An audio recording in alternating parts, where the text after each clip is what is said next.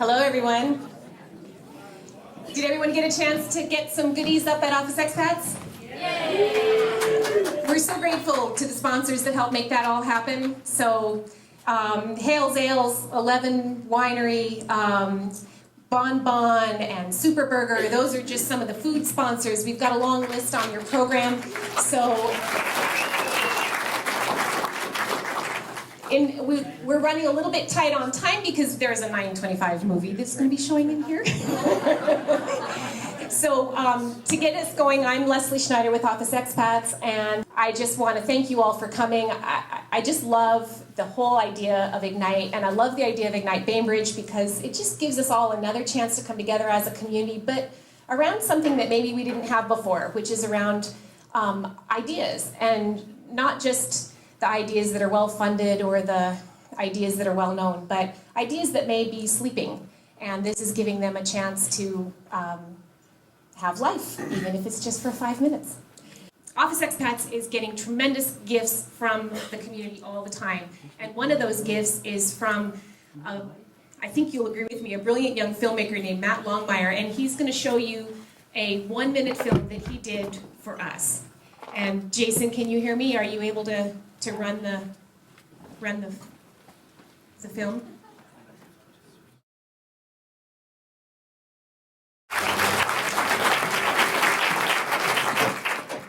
Thank you, Matt. I'm not sure whether he's here or not, but oh my gosh, brought tears to our eyes.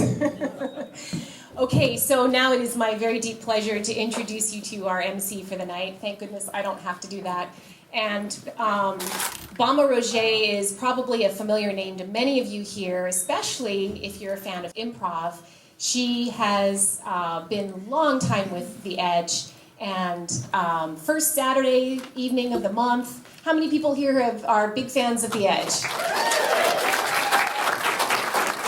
And just another really quick plug, she's in the rep play called Boeing Boeing, which is happening right now, so you still have a chance to see her in that.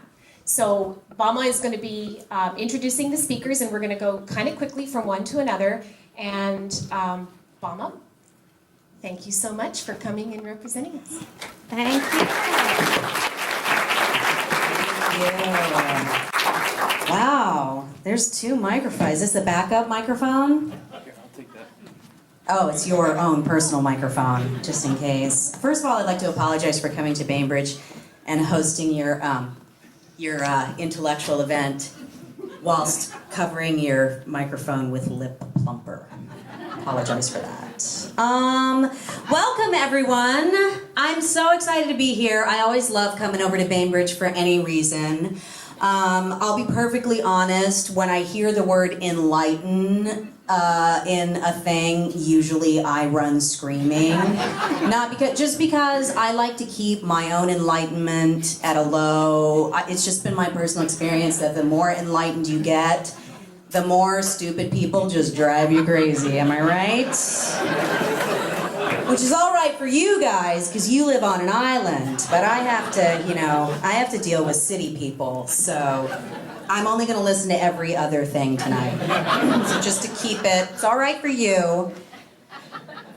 And anyway, I don't have to be enlightened because I have an iPad. I don't mean to brag. But no, seriously, this is very exciting. I got more and more excited as I was reading the titles of all of these very interesting talks that we're going to hear tonight. So let's get right to it. Wanna? Yeah. God, that's a big screen. Can't live up to that. Okay, our first speaker tonight is a pain therapist, strength coach, and a local author. He's going to be talking to us. He's going to be giving a talk called The Door That Would Not Budge. Please welcome Izzy Sanchez.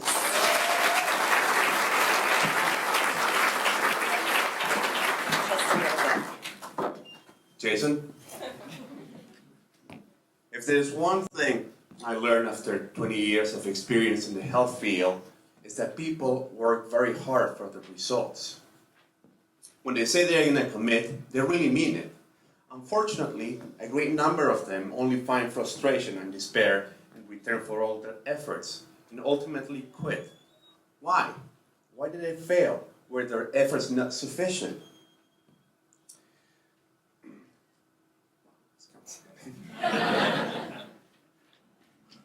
It is true when they say that if we want to achieve something, we have to work very hard for it. And I agree with that, and it is true. But efforts alone are not sufficient. What I want to share with you is a lesson that came to me early in life when I was about 7 years of age. And it's something that showed me that efforts alone are not enough. It's a lesson that's guided my life since and reminds me that efforts without direction do not accomplish anything. And it's a beautiful summer day in the town of Chorrillos where I grew up. And my neighbor was going away and she asked me to water her flowers twice per day. She gave me the keys to her house and a handsome stipend. What a deal. Water the flowers in the morning, go to the beach, water the flowers again, and have spending cash. So excited, I went to her house the day after, ready to fulfill my duties, only to be greeted by this heavy wooden door. I didn't care. I put the key in, unlocked, and pulled, and the door would not budge. So I tried again. This time I pulled harder, and the door still would not budge. And this went on for a long while. The harder I pulled, the more the door resisted. I got angry, I got frustrated, and ultimately I panicked. Oh my God, the flowers are gonna die. I could picture the face of my neighbor, again in horror at the sight of her dead garden because of my negligence. So I decided to climb the roof to get access to the house. Before doing so, I leaned on the door to get a little break, and what do you know? The door propped open. How incredibly stupid I felt. All this time I had been pulling on a door that opens by pushing. And I know what many of you are thinking. Silly boy, what were you thinking? And I can tell you, I wasn't. There's not much wisdom at the age of 7. I let my emotions control my responses, and it was habit. All the doors of my house open by pulling. How many of us have been trapped in this vicious cycle in an adult life, thinking we're doing the right thing and not going anywhere? How many of us have rejected plausible solutions just because they oppose what we know? And this is something that applies to every aspect of our lives, whether personal, business, or spiritual. How many times have we pulled on those metaphorical doors, thinking we're going in the right direction, only to find we're not going anywhere? And the thought of pushing the door sometimes is difficult because it challenges us to think outside the box. It challenges us to perhaps reject what we once may have embraced. And I see this in my pain therapy practice all the time. People who have been battling pain for weeks, months, or years, stretching, pounding, and exercising their dysfunctions, only to wake up with them again. Their disbelief when I tell them, you're pulling on a door that opens by pushing. Maybe it's your own efforts that are exacerbating the very condition you're trying to address. That there is a lot more we do not know about our bodies than we care to admit. And I also see it in those who come and see me because they are tired of being overweight. They are tired of starving themselves into oblivion. They are tired of beating their bodies with exercise. And they're still looking for new ways to keep pulling on that door. Their disbelief when I tell them, you should stop pulling. How about pushing? How about eating more? How about exercising a little less but making it count? Because ultimately, a happy and fit lifestyle is one in which you can indulge occasionally without guilt or fear. And the reason I'm sharing this with you is because my experience shows me that if people fail to get results, rarely is because of the lack of effort. And I'm a big believer that the harder you work, the more results you deserve. The take-home lesson is that you need direction to make your efforts productive. And if you're working hard and you're not seeing results, is it because you're pulling on a door you should be pushing? Or are you still pulling on a door despite being told you should be pushing? I wish you a happy, fit, and pain-free life. Thank you.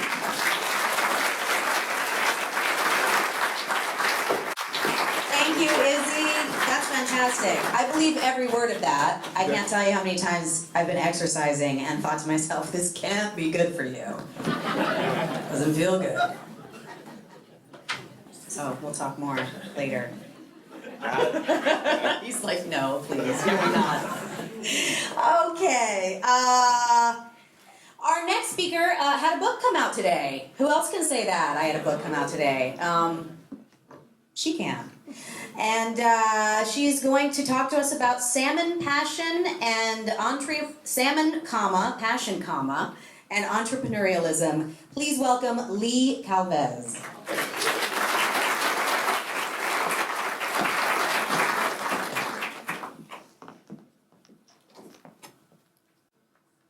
What if each one of us, with all our passions, skills, talents, and gifts, was the answer to all the world's problems? And what if finding and doing what you love was vital for the survival of the human species? I have always been one to follow my heart. As a child growing up in Ohio surrounded by cornfields, I could never have imagined that one day I would be immersed in the oceanic world of whales and dolphins. But on my first whale watch, I found myself falling unexpectedly in love with the humpback whale, and soon found myself in Hawaii studying them, leading eco tours to places like British Columbia, New Zealand, and the Azores Islands off of Portugal. I loved the world of whales. In the world of whales, I felt alive. Every chance I got, I was studying, reading, and writing about whales. My first job was a naturalist on a whale watch boat out of Plymouth, Massachusetts, where I did research and answered questions about whales. During that time, I also developed my skills and passions as a nature writer, and soon my articles were being published. I truly enjoyed writing about my experiences with the whales and sharing them with a larger audience. Then, my life took a left turn, and I became a single mother. I was scared and worried about how I would support myself and my daughter. A little voice in my head began to whisper, "You'll never make a living as a writer, get a real job." The voice grew louder, and so did my fear. So, I listened to the voice. I got the job, following the easy money. I set aside my dream of being a writer and dammed a river within me. But my passion for my writing and whales and dolphins in the natural world did not go away. It kept pushing on me from the inside, and I kept resisting, fearing the little voice. It was my interest in the orca whales that led to my interest in the salmon. The resident pods J, K, and L that summer in the San Juan Islands require at least 250 to 500 pounds of salmon each per day. They rely almost exclusively on king salmon to survive.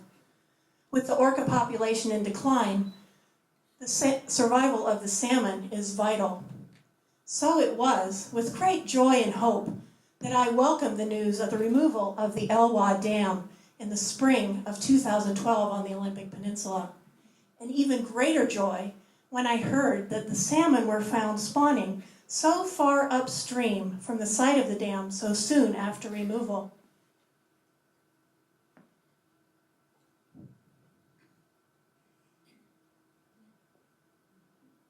How is this possible? Common knowledge suggests that the salmon returned to the rivers of their birth to spawn. That dam had been there for 100 years. None of those salmon were born there. So, one sunny day, while sipping tea outside of Bainbridge Baker's with my friend John Williams, a marine biologist and an underwater filmmaker, I asked him how this was possible. He reached over and drew a bell curve on my notebook. In every population, there are outliers. Not all the salmon go up the rivers to spawn. Outliers. The word rang in my head. Suddenly I could see all those little salmon swimming to the beat of their own drum, following their hearts for the survival of their species. And I realized something about myself. I am an outlier, created by my own interests, passions, talents, and skills to be different, to think differently for the survival of my species. Today, I have returned to my writing like a salmon returning to its river. I've taken on my first client as a writing coach, and my book, Whales of the West Coast, came out just today. We are no different from the salmon. We are a part of nature, not apart from it. Each one of us is born with a piece of the puzzle, a gift, a solution, something to give to the world. One key to finding it is to find that thing you love to do. Find a way to make it pay. Develop it. And together, like the entrepreneurial salmon, we will change the world. It is vital for the survival of our species.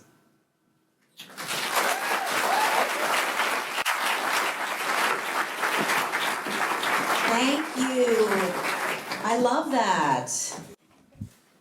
We're sort of going on a theme now, because I'm imagining a salmon swimming upstream and going, this can't be good for you. I'm not gonna do it. I'm not gonna do it. I'm gonna follow my heart. Our next speaker is a high school senior. What high school do you go to? Bainbridge. I could have guessed that and probably won $300 from anyone here. So yeah, that's exciting. Cole Counting the Cost is what she's going to talk to us about. Please welcome Kiara Patricio.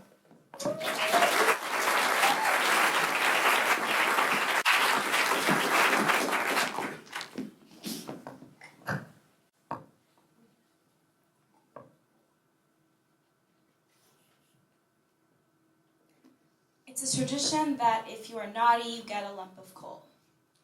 So why is it that some children get coal in their air and water every day when I get a stocking full of Washington's fresh air and clean water? They must be very bad children. I must be nice, right? And as I stand here today and give my environmental conservation speech, I'm perceived as good, but truly I am not so nice. You see, a third of the electricity used to amplify my voice right now and project these images on this screen comes from the #1 single source emitter of greenhouse gases west of the Mississippi. It's a plant in Colstrip, Montana. It's massive, dirty, and non-compliant, and it's in the eastern part of Montana. So this coal belongs to me. Coal is the #1 contributor to climate change in the world. It wreaks havoc on the health and vibrancy of communities. When burned, it produces smog, soot, mercury, and other toxins, and it releases mass carbon dioxide in the air. So this coal, through Puget Sound Energy, is burned in Montana and helps us maintain our nights.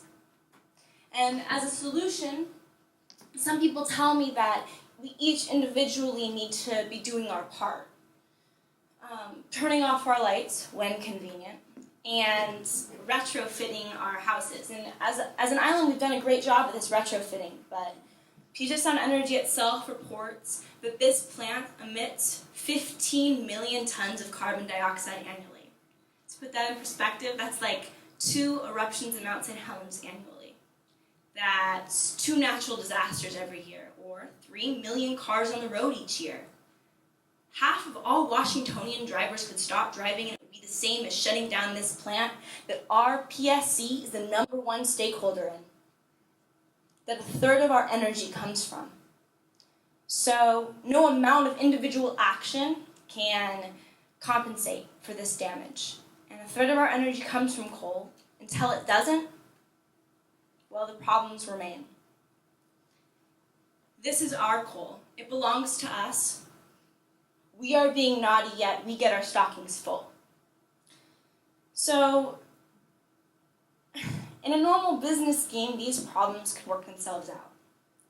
Our drive for clean energy would opposing utilities against each other to provide the cleanest energy, which we would then choose. But Puget Sound Energy is a monopoly, so there is no competing utility that will balance out the system, which leaves us with the UTC, the Utility and Transportation Commission, that the state gives us. And it's their job to protect us as ratepayers.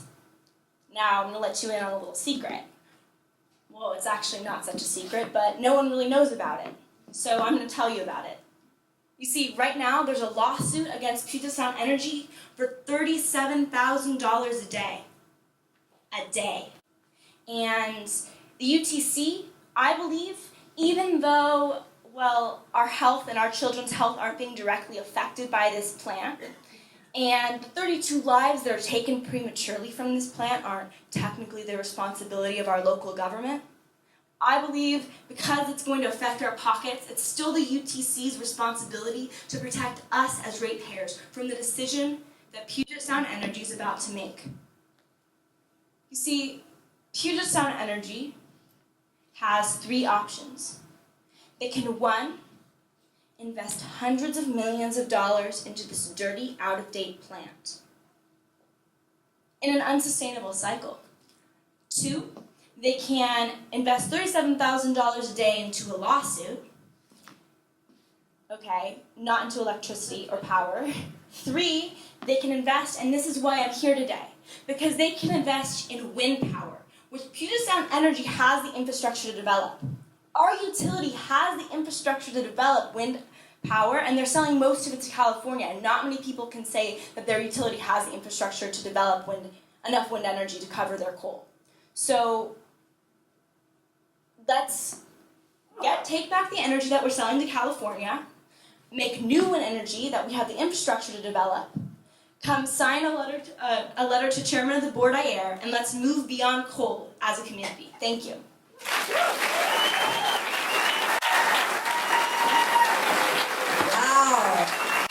Wow.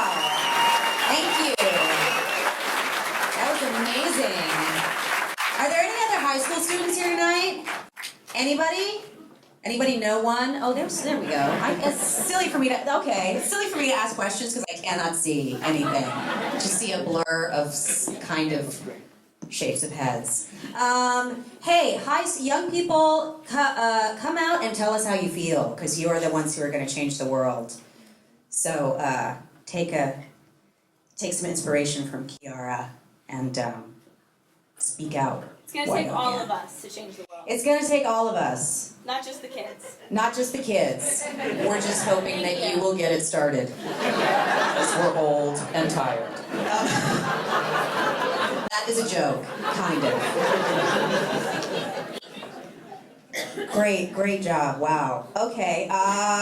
The next speaker coming up is local marketer and principal with For Cause Marketing. He's going to give us a talk entitled Cause Marketing, Bill McLean, ladies and gentlemen.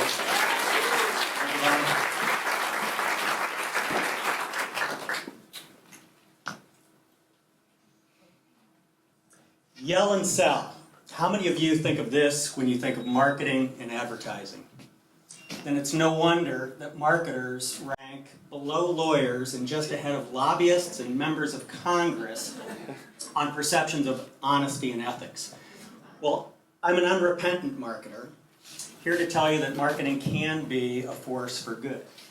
My background includes marketing a couple of pretty good products in Sonicare and Clarisonic, and along the way, I've learned this, that the strongest brands have the strongest relationships with their customers. Relationships based on a foundation of trust and shared mission. Companies can build brand value by expressing brand values. And a great way to do that is with cause marketing. Cause marketing is when companies partner with nonprofits for the benefit of both.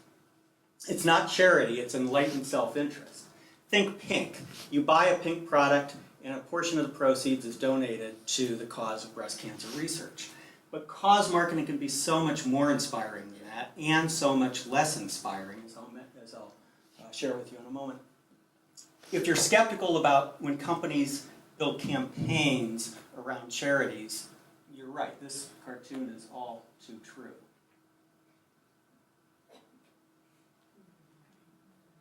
This is just one example of cause marketing gone wrong. It's easy to see that the mission of KFC is not aligned with the mission of Susan B. Komen. I mean, what were they thinking? I'll share with you some examples of cause marketing done well. No disconnect here. Tide cleans clothes.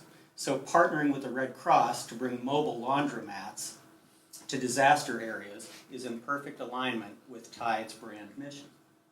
Now, Panera Bread understands that every business has a deeper purpose than just maximizing short-term profits. So to help alleviate hunger, Panera Bread brings not only funds, but food, expertise, and logistical support to the Feeding America food banks. Warby Parker, their purpose is improved eyesight for everyone. So they've built their business model around cause marketing. That with every pair of eyeglasses they sell, they donate a pair, 1 for 1. Tom's does the same with shoes. Now, one of my personal all-time favorites is Levi's. They've dedicated the existing real estate of that tiny little care tag on the inside of your jeans. They've put that to work to remind people to donate their used jeans to Goodwill. Small cost, big impact.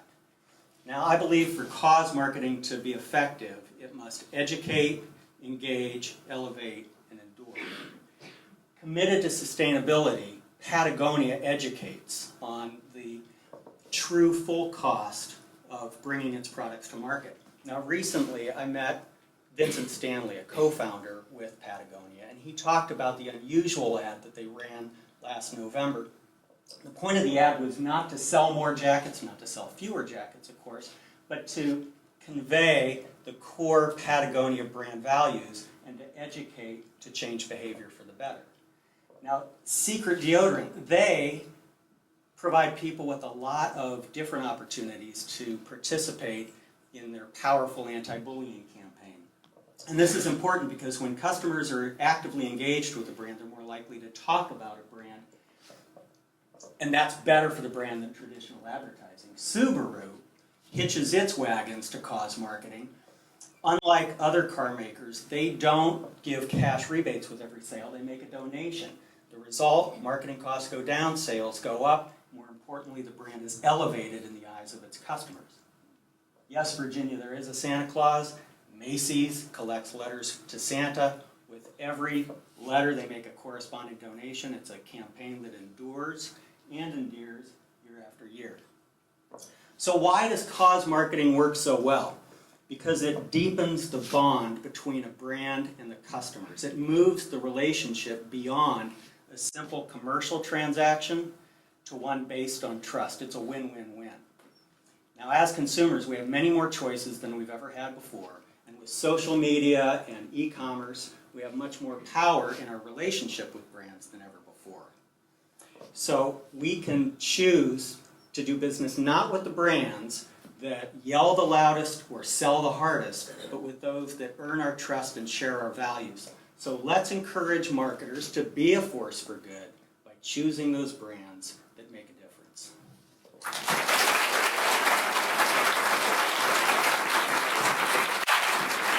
Thank you. That was fascinating. Now I understand why Weight Watchers End Hunger campaign was just kind of weird. True. Does anyone have an ETA on Skip? Is Skip coming? We have one of our speakers was held up in Eastern Washington, or does anyone know? Does anyone have his phone number? I think it would be fun to call him right now. Anyway, we'll get back to that later. Thank you, Bill. That was awesome. Right now we have. I didn't get any information on you, so if you wanna talk about yourself for an additional 3 seconds, that's okay with me. Doing good while doing business. Here to talk to us about that, Michael Libas. Yes. No. Yeah. Yes. Yeah.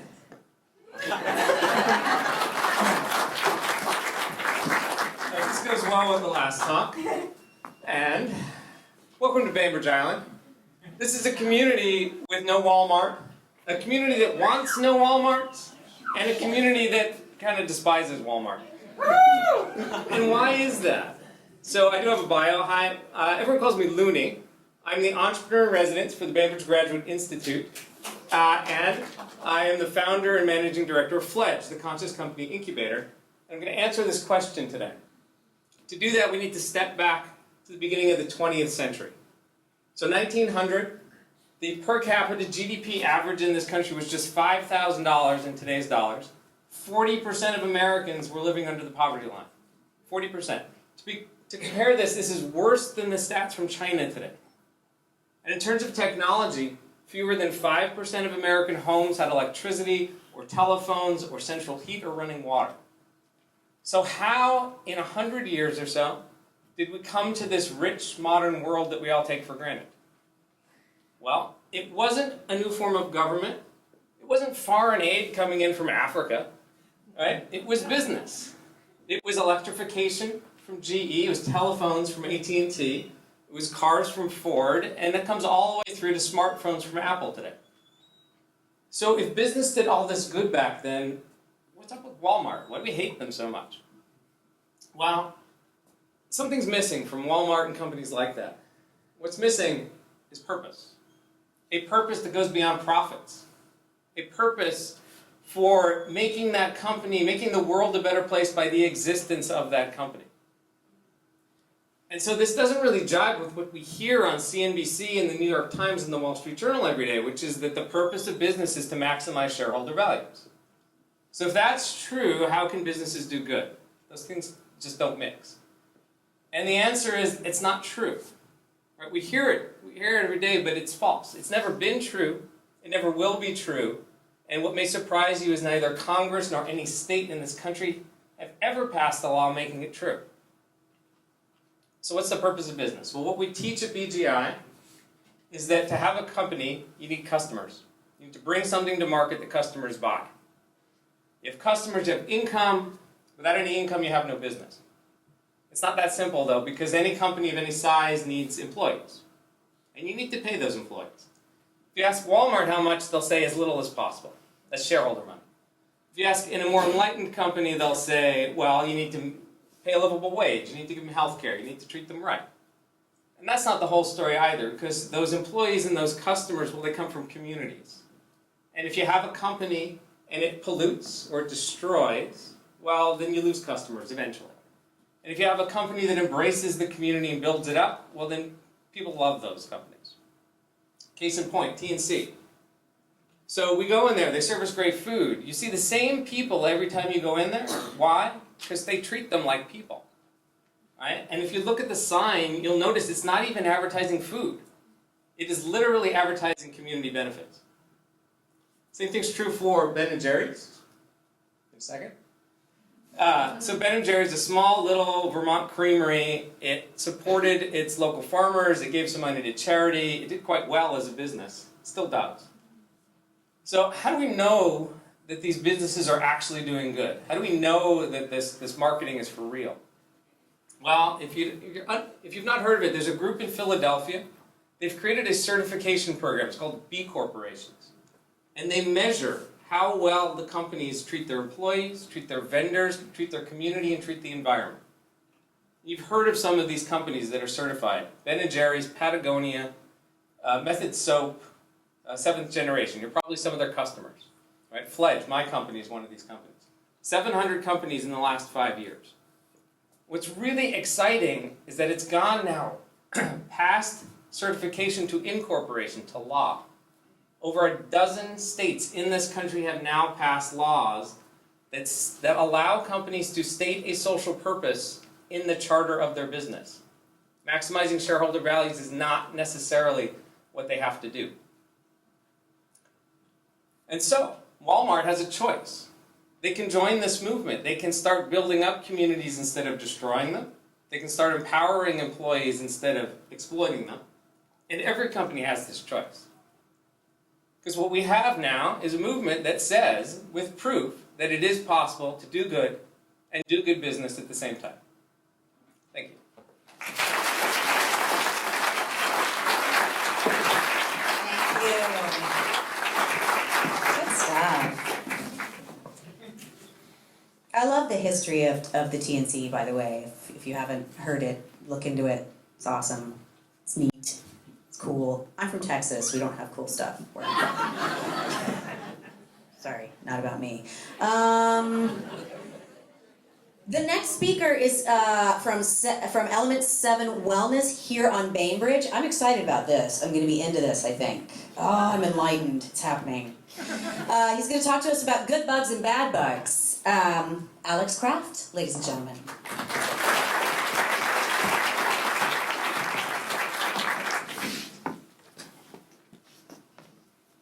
Hi everybody.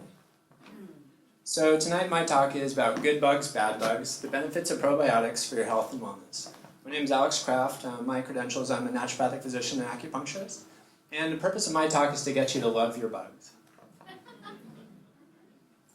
First of all, a couple definitions. First is flora. Those are all the microorganisms in and on us. Second is probiotics. Those are beneficial microorganisms. These are bugs that are in and on you that have a positive health benefit. Third one that's not up there is dysbiosis, and that's actually an imbalance towards bad bacteria. Bacteria have been here long before we were here, and they'll be here long afterwards. And we've actually evolved symbiotically with bacteria over the last several million years. And actually, we really need them. At this point, actually, the volume of bacteria in my body and your body is equal to the same size as your human liver. And the number of bacteria in your body is 10 times the number of cells in your body. So you could actually argue there are actually more bacteria than we are human. And they actually need us. We provide food, water, shelter, travel, and we even pass them on to our offspring. I mean, we propagate them. And that actually benefits us and them. Isn't that crazy? So I want to make clear that I'm not saying that all bugs are good. Bugs cause disease, they cause infections. But I want to really point out that not all bugs are created equal. Bugs can be beneficial as well as disease-causing, so we need to separate out the good from the bad. So why is this issue right now?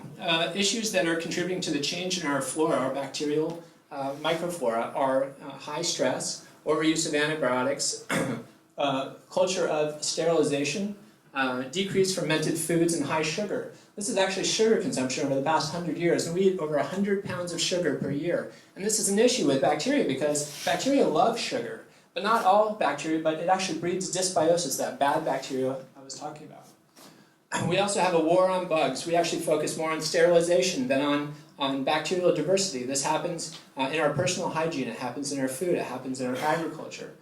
And this is not to say that bathrooms and sewers and soap are bad, but we can't really wash away this problem.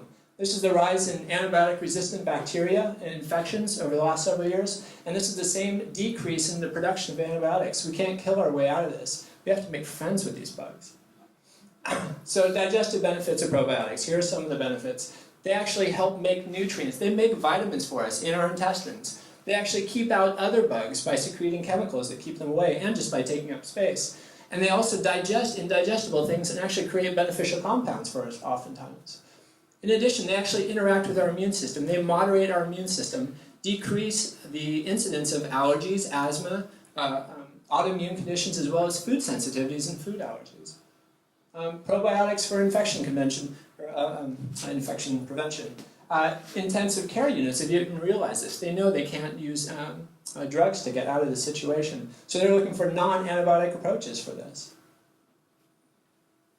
Probiotics for digestive disorders. Actually, there's research on Crohn's disease, ulcerative colitis. There's research on constipation, diarrhea, IBS, impaired absorption, and gas. Everybody knows what gas is. Also for hypertension, actually this Harvard study found that if you eat just 2% of your total calories from yogurt, those probiotics actually result in a 30% decrease in your lifetime risk for hypertension. That's huge from eating yogurt. So what do? What you need to do is actually start early or start now. You don't have to have digestive disorders in order to have bugs, although the majority of the bugs are in our digestive system. Also start kids and pregnant mothers as early as possible to get them the best start they can. Reduce sugars. Once again, bugs love sugars. Bread, carbohydrates, pastas, crackers, all these things contribute to that dysbiosis that I was talking about. And our culture has far too many of them in our diet. Also starting to eat fermented foods. This is something that used to happen all the time for preservation, but we don't do it anymore. But kombucha, sauerkraut, fermented vegetables, kimchi, miso, you can drink kombucha, you can drink kefir, yogurt of course is the American probiotic. You can also take probiotic supplements, and this is kind of a new thing where we package them in capsules, and that works too, and that's fine. And actually, if you're wanting to use probiotics for specific health conditions, just consult someone who knows about this because they all do have different functions. So the big answer, of course, is we can't kill them, and so we might as well make friends with our bugs. The second thing is that we do actually pass these bugs on to our kids, like I said earlier. And epigenetically, actually the impact of these bugs has on our immune system or our digestive system is what we pass along. So make friends with your bugs.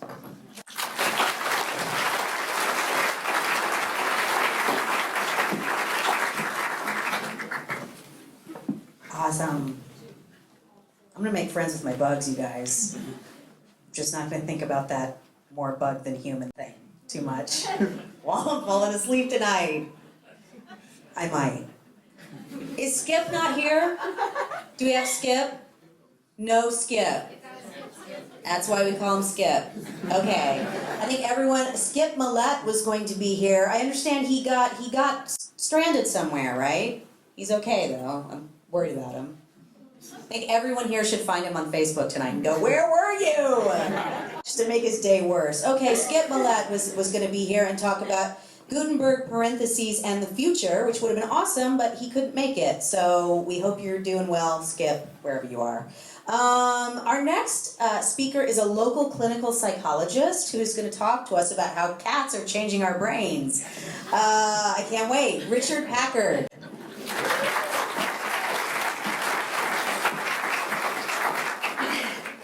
Good evening.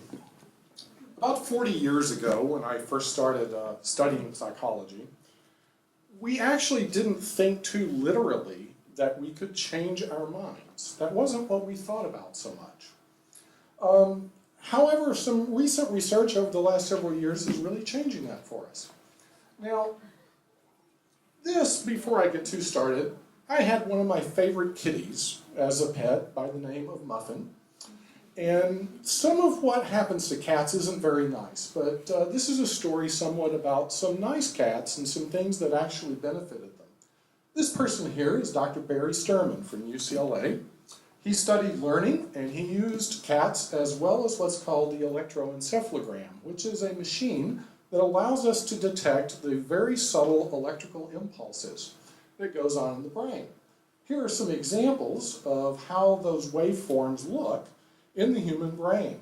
Now, the brain is composed of billions of neurons, and all of these work in a network together.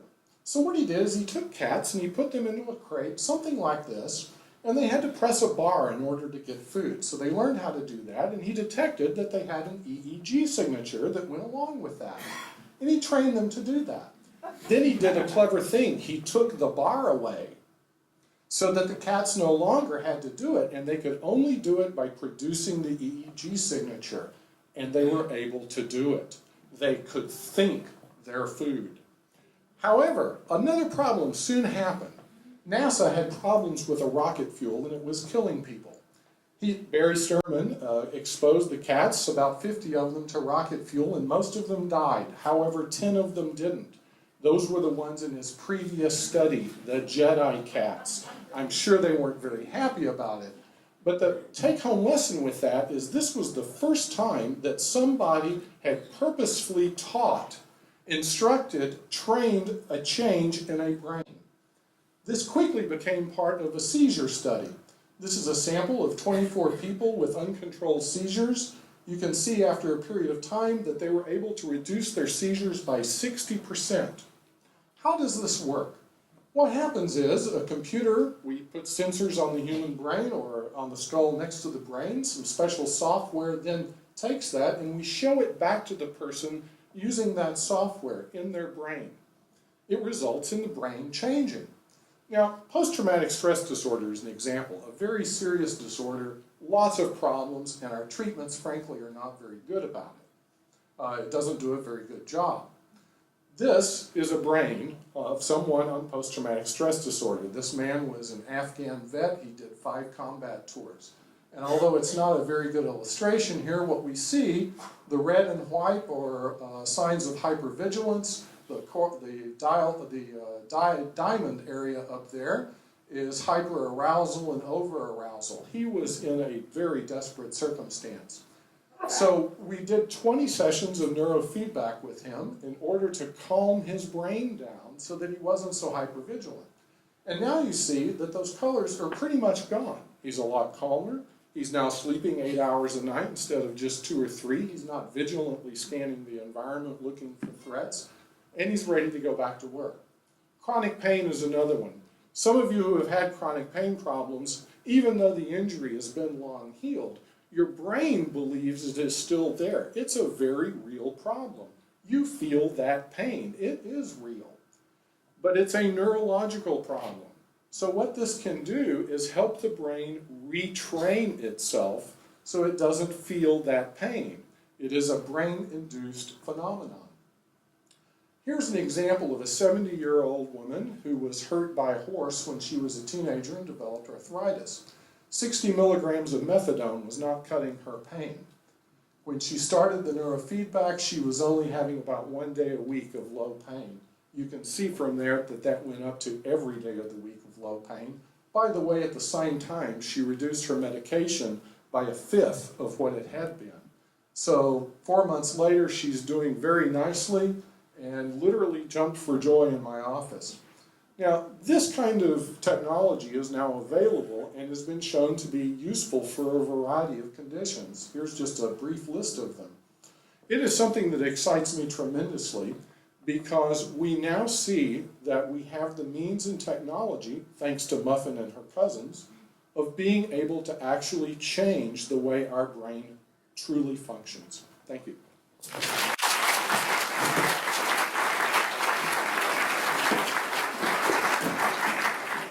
Thank you. I think I could use some of that. Richard, can I ask you a question? Sure. Do cats like us? I can't tell. Muffin loved me. Okay. I love Muffin. I can never really, it's always kind of, okay. You're gonna take or leave me, that's what I've always thought. Okay, speaking of which, how to build a better brain is what our next speaker is going to talk to us about. Give a hand to Marcia Novak.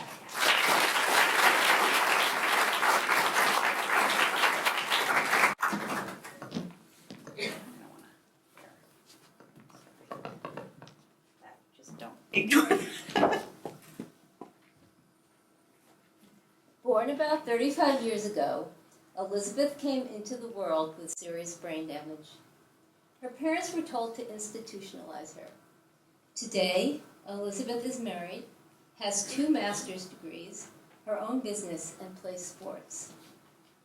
How can this be? The answer lies in neuroplasticity, the brain's ability to change physically, functionally, and chemically based on the information it receives. Infant Elizabeth was taken to forward-thinking practitioner Moshe Feldenkrais and his young student Anat Banyal. Neither were scientists nor physicians, but intuitively and experientially they discovered that certain types of movement, done either hands-on or actively, could awaken a person's attention and have a profound effect on their lives.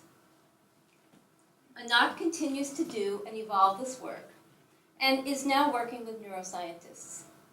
From this we know that this work is supported by the most cutting-edge research. So Feldenkrais and Banyal helped Elizabeth rewire her severely damaged brain. I am privileged to have studied with Anat Banyal. When I see that darling little boy on my table and help him to first roll and then crawl, I see a future for him as bright as Elizabeth's, who first started walking at about age 7. Elizabeth's story is rather extraordinary, but what about the rest of us? For much of the 20th century, it was believed that while baby and children's brains developed, adult brains stagnated and decayed. However, current research suggests that brain development, though at a slower pace, continues throughout life. Another important fact can be summed up with the phrase, use it or lose it. Imagine going skiing after a big snowfall. There are no tracks, only possibilities. During the day, people ski, create tracks, others follow them, the tracks get grooved in, and people don't ski on the rest of the snow. If we always follow the same routes and do the same things, our brains get stuck in ruts. Those connections strengthen, and others weaken and disappear. There are many things that we can do to help give our brains what they need to be happy and healthy. Do you know anyone who has a significant learning challenge? Scientists and educators are collaborating on programs to help these folks. Examples include programs from Positive Science and Aerosmith Education, developed by Barbara Aerosmith Young specifically in coping with her own learning challenges. Maybe you just want to keep yourself sharp, or perhaps you're worried about getting older and your brain declining.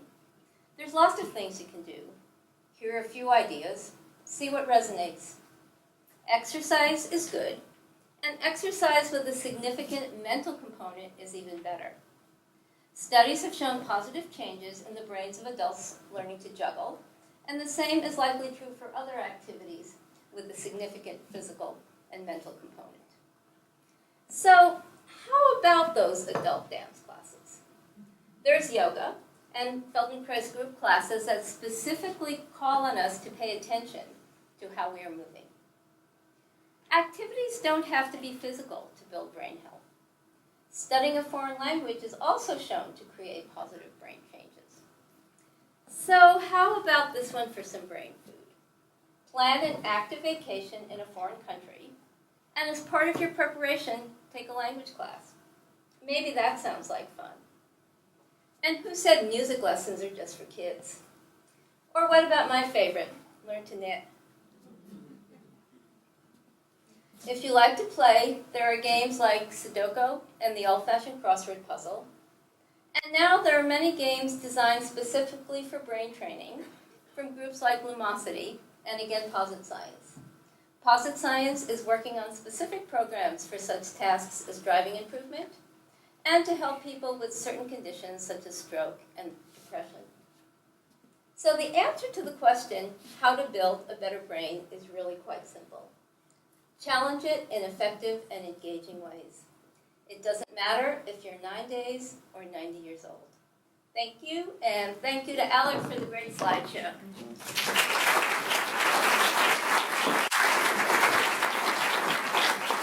Thanks, Marcia. I'm learning so much. Is it possible? We are, did I just break this? I'm so fired. I'll not be allowed. I really think this is it meant to do that? Am I just wasting time?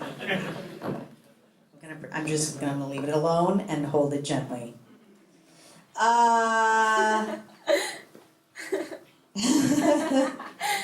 Wow, okay.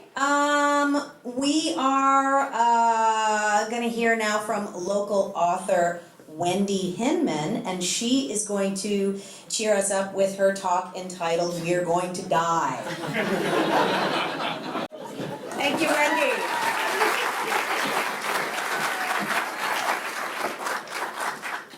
It's true. Is anybody not alive? We're going to die. That's what I thought when our car went into a skid. We're on an icy patch of road just outside of Portland during a winter day, and a double tanker diesel truck started swerving in front of us and jackknifed into us. The car was a fraction of its former width, but somehow we got out completely intact, my husband and I. We were very lucky. But from that moment on, we were quite wary of things that took away from what we really wanted to do in life. Those ever-expanding list of wants that kept us in cubicles under fluorescent lights doing things that we didn't want to do. We wanted to make a plan for something else. So as two longtime sailors, we decided to pay off our house and buy a boat and take off and see the world. And because we didn't have a lot of money, it was a small boat. Actually, in fact, it was so small that my husband couldn't stand up in it, much like in here. But we didn't need a lot of money. We lived on less than $50 a day because we enjoyed this great show that nature puts on every single day for free. So we spent our days in this beautiful tropical water. We spent time in caves swimming. Come on. cave swimming with little shrimp nipping at our toes, and floating past fluorescent fish that were flowing through soft coral, which was beautiful pinks and blues and greens. We spent our days hiking through waterfalls. Yeah. Hiking through rainforest to waterfalls and frolicking in the waterfalls and the fresh water. And just enjoying the beautiful views that were out there, the sunsets, and this show that nature puts on if we only stop to take a look and notice. We became quite connoisseurs of waterfalls. Waterfalls are pretty nice, actually, for cleaning off when you're grubby after being sailing a bit. So it was a pretty nice life. It wasn't always cocktails in the companionway and in the cockpit. We spent some time with local folks whose lives hadn't changed in more than 3,000 years. And they didn't have all these modern conveniences that we have. They didn't have the iPhones and all these things that we call necessities, but they seemed pretty happy. Now, our life wasn't always that easy. There were times when life looked like this. And there were days when we were struggling with typhoons and storms and ships and reefs that threatened to turn our home into kindling. There was one time on the North Pacific when the fog was so thick we could barely see the bow. And suddenly this ship emerged from the fog, so huge, I was sure we were going to die. But clearly we survived.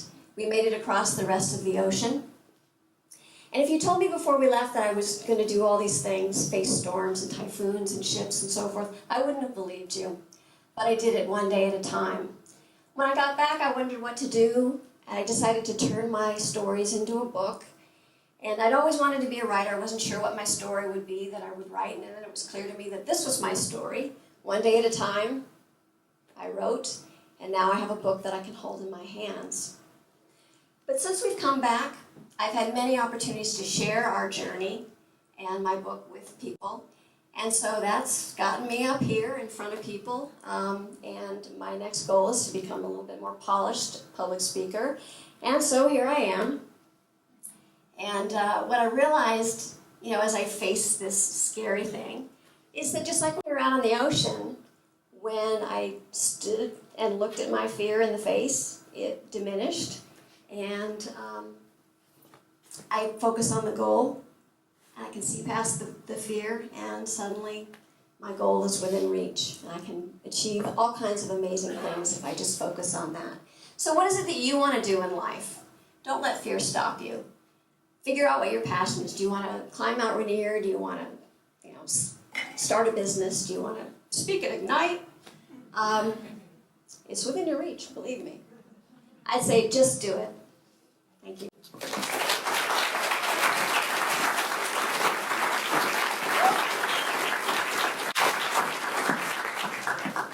Thank you. That was fantastic. That was quite uplifting, actually, Wendy. That's very brave. Tightwads on the Loose. Available at... There's a lot of authors here tonight. That's very cool. You guys are quite fortunate to be able to soak up all this awesomeness you have in your community. Speaking of soaking it up, we're going to take a short intermission so that you can go have a beverage. We're going to take about a 12-minute break and then come back. We've got several more very interesting talks ahead of us. So we'll see you in a few minutes.